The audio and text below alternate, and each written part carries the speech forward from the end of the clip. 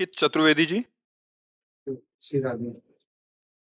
महाराज जी, मैं एक आयुर्वेदिक चिकित्सक अधिकारी हूँ भरतपुर में। महाराज जी, मेरा एक प्रश्न है। कर्म मार्ग, भक्ति और ज्ञान मार्ग में विरोधाभास देखा जाता है, परंतु किस मार्ग में किसने चलने कहा? से। किसने कहा? किसने कहा? विरोधाभास कहाँ है? विरोधाभास तो संसार में, परमार्थ में तो विरोध शब्द है ही नहीं। ज्ञान, भक्ति और कर्म, ये तो एक ही बात को कहा जा रहा है अनेक शब्दों में। देखो, तुम्हें हम बताते हैं, हमें बताना विरोधाभास कहाँ है। जब हम परमार्थ में चलने की बात सोचते हैं तो सबसे पहले हमें सत और असत का ज्ञान करना होता है। हमें क्या त्यागना है और क्या स्वीकार करना है, समझ रहे ना? इसे शास्त्रीय ज्ञान कहते हैं, इसे वैराग्य भी कहते हैं। जब हम सत्य को जाना तो असत का त्याग किया। अब जिस सत्य को जाना, अब उस सत्य से हमें प्यार करना है, तन्मय होना है, उसमें स्थित होना है। उसी को भक्ति कहते हैं, उसी की उपासना करते हैं। उपासना वाणी से होती है, शरीर की चेष्टाओं से होती है, मन के संकल्प से होती है। अब जब उपासना करके सत वस्तु में हमारी स्थिति हो गई, तब हम ब्रह्म स्वरूप हो गए। ब्रह्मविद ब्रह्मैव भवति। भक्त स्वरूप में माया, ब्रह्म ये सब भूल गया, एक रहे हो नंदलाल। एक ही रहा, उधर ब्रह्म रहा, इधर ठाकुर जी के स्वरूप में हमने स्वीकार किया। तो माया नहीं, ब्रह्म नहीं, नहीं जीव नहीं काल, अपनी सुधिनारे एक रहे हो नंदलाल। मुझे तो कोई भी विरोधाभास नहीं नजर। आपको आया क्या नजर विरोधाभास? जैसे प्रभु जी, जैसे ज्ञान नहीं है और कर्म करे जा रहे हैं, जैसे ये पंखा चल रहा है, इसको ज्ञान नहीं है कि मैं क्या कर रहा हूँ, मतलब ये तो बस चल ही जा रहा है, ये इसको पता पंखा चल रहा है, तुम कर पंखा थोड़ी हो। तुम तो विवेकवान हो। इसमें विवेक है क्या? इसका उदाहरण मत दो। इसका उदाहरण उससे नहीं लगे, बेमतलब मूर्खता वाली बात नहीं। पंखा और तुम में अंतर है। पंखा एक जड़ वस्तु है जिसको हम चलाते हैं, बिजली के पावर से ऑन ऑफ हम करते हैं। तो तुम पंखा थोड़ी हो, तुम तो विवेकवान व्यक्ति हो। अब उदाहरण दीजिए जिसके द्वारा कर्म होता है, तुम्हें समझाएं। अंतःकरण चतुष्टय होता है, मन, बुद्धि, चित्त और अहंकार। बुद्धि का कार्य होता है निश्चय करना, मन का कार्य होता है मनन करना, चित्त का कार्य होता है चिंतन करना, अहंकार का कार्य होता है क्रिया को स्वीकार करना, कर्ता भोक्ता भाव। ये मूल आत्मा की बात कह रहे हैं, अभी ज्ञानी की बात नहीं कर रहे हैं।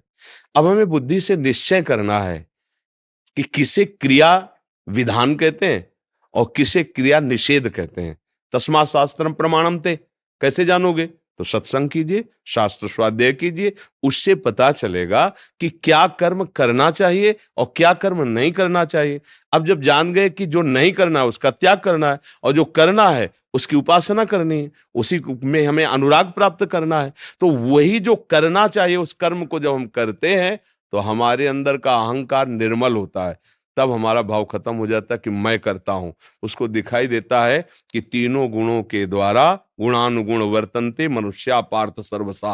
अब वो उसके अंदर ज्ञान हुआ कि अभी तक जो मैं कर्म का कर्ता मानता रहा वो तो मैं हूं ही नहीं, ये तो हो रहा है। प्रकृति के तीन गुणों की प्रेरणा से, सात्विक राजसिक तामसिक गुण हो की प्रेरणा से कर्म हो रहा, मैं इसका दृष्टा हूं, मैं असंग हूं। अब वो ज्ञान में पहुंच रहा है, अब अपने स्वरूप में पहुंच रहा है। भक्त इसी को देखता है कि भगवान की कृपा, गुरुदेव की कृपा से मुझे सतमार्ग का ज्ञान हुआ। अब उन्हीं की कृपा से सतमार्ग का आश्रय लेकर आराधना करूं। मेरे में तो बल नहीं, अगर मैं करता होता तो पहले कर लेता। ये तो गुरु की कृपा। इसका भी अहंकार गलित हो गया। जहां अहंकार गलित हुआ, शुद्ध परमार्थ जागृत हो गया।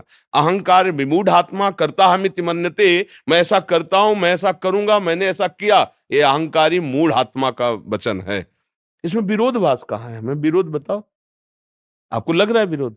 नहीं प्रभु जी। आप हमें बताइए। आप आए हो संशय निवृत्ति के लिए, तो आपके हृदय में कोई संशय नहीं रह जाना चाहिए इस विषय में। मतलब तीनों को लेके साथ में अपन चलें तो तीनों के साथ क्या भैया? जब हम आंख खोलते हैं, कुछ दृश्य देखते हैं, तो हमें एक एक आंख को थोड़ी आदेश देना पड़ता है। वो एक ही लक्ष्य होता है। लक्ष्य की तरफ चलो तो असत का त्याग, त्याग में जो अनुराग है, जिसे सत्य जाना, उसकी उपासना, तीनों बात एक ही तो है ना, अलग कहाँ है? अब उसे अलग अलग करके जो वर्णन किया जाता है वो बुद्धि का केवल खेल होता है। वो आंतरिक सिस्टम में नहीं होता है। सिस्टम में होगी तो एक ही बात है। हम बोल रहे हैं, आपको देख रहे हैं, हाथ चेष्टाएं कर रहे हैं, हम कुछ कर रहे हैं क्या? स्वाभाविक जहां जैसा जैसा हो रहा है ना, ऐसे ही बिल्कुल ये यंत्रवत चल रहा है।